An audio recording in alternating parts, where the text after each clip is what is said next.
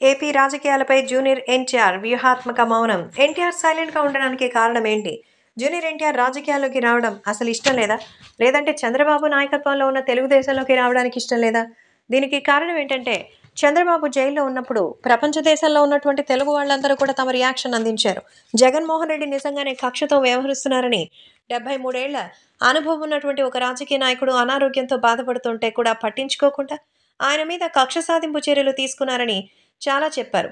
ఈ విషయం గురించి తెలుసుకొని అందరూ ఎంతగానో షాక్‌లో ఉన్నటువంటి సంగతి తెలిసిందే.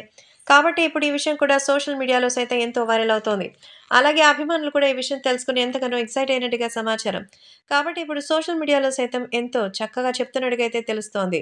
అలాగే అభిమానులు కూడా వీటికి సంబంధించిన విషయం తెలిసి ఎంతగానో ఆనందం వ్యక్తం చేస్తున్నారు. ఏది ఏవైనా అభిమానులు కూడా వీటికి సంబంధించిన పలు విషయాలు తెలుసుకొని ఎంతగానో షాక్‌లో ఉన్నట్టుగా అయితే తెలుస్తోంది.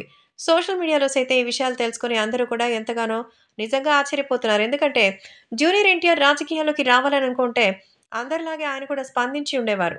కానీ ఇంతవరకు ఆ విషయంపై ఎవ్వరూ కూడా చెప్పనే లేదు. దీంతో ఎన్టీఆర్ రాజకీయాల్లోకి రావడం ఇంపాసిబుల్ అని అందరూ అనుకుంటున్నారు. ఎందుకంటే చంద్రబాబు జైల్లో ఉన్నప్పుడే ఆయన పట్టించుకోలేదు.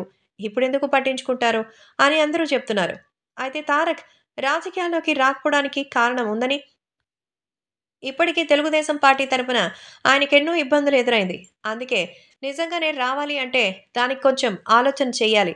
ఇప్పుడొస్తే ప్రత్యేకంగా చెప్పాల్సినటువంటి అవసరం ఏమీ ఉండదని, ఇంకా చాలా అవకాశాలున్నాయి కాబట్టి దానికి కూడా టైం పడుతుందంటూ చెప్పినట్టుగా అయితే తెలుస్తోంది.